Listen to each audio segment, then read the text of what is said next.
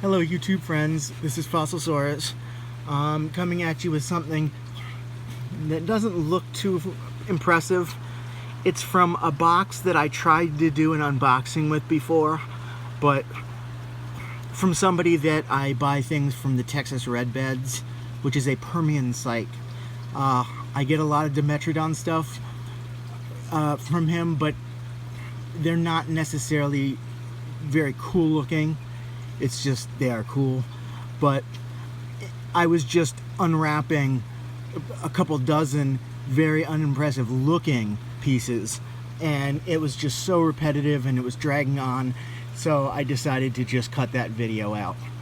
But this is one thing that was from the box as well. Also not particularly impressive looking. Now, unfortunately, seeing the size, this is not, I'm not opening this. This is not coming out of this little container. It is, of course, a tooth. Well, I mean, it could have been a claw also, so you might not have guessed that right off the bat, but it is a tooth from a very cool animal called the Secodontosaurus, which is a relative of Dimetrodon. Now, Dimetrodon and its relatives are called pelycosaurs, which is stem mammal, an early mammal. They are not reptiles. They are actually basically pre-mammals. They are mammals before they became mammals. So we are related to them. Not 100% directly. They are cousins of us. So we are not, they are not our grandparents, our great, but they are our great uncles, or cousins. Now this guy looks very similar to Dimetrodon with its body. The big difference though is the head. Dimetrodon heads, I'm pretty sure that you guys know what a Dimetrodon's head looks like. It's very unique, and I mean it stands out very easily. If you know anything about them, then you could tell a Dimetrodon head from a mile away. Now, this is like a Dimetrodon with a very elongated skull, elongated snout. Now, much smaller, or at least much smaller than some of the large Dimetrodon species. These guys are known from very little fossil material, so they are estimated, what we have, to be 5 to 9 feet. Now, since they're known from such few specimens, then 5 to 9 feet is just a guess, and that would be the most average size animal of their group, of their species. Let's put an asterisk there because I'm going to make a short video about that whole topic, about size range of extinct animals.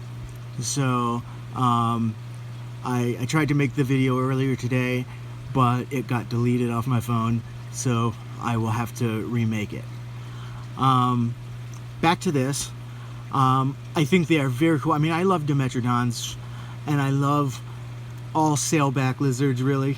Lizards and mammals, and even amphibians. There's one sailback amphibian. Looks very cool. They've always interested me, but this one is very unique. There's some that just look, to be honest, a little, I would say, on the boring side. They look like more standard reptile-y feature. Like I said, they're stem mammals, but they still clearly look like reptiles. So it has reptile-y features, but just with a small sail. Like one of them looks like that. It's not as cool looking and just dominant, aggressive looking as a Dimetrodon, not as fierce looking, and not as unusual and cool looking as this guy. It's like a sleek, slender headed Dimetrodon. The body, there isn't much of the body that is known, so we don't know if they are sleek and slender in general, or if the body is exactly the same as Dimetrodon with just a different size head or different shaped head. These guys lived at the exact same time and place as Dimetrodon, so they overlapped. Now, they did not eat the same thing. They didn't compete, which is clear by the shape of the head. These guys were thought to be fish specialists, because they had very, very elongated and very thin skulls. Very different shape, but I mean different specific exact shape, but very similar to other evolved fish eaters, like for instance Spinosaurus and the whole Spinosaur family. So it's pretty widely accepted that these guys are fish eaters.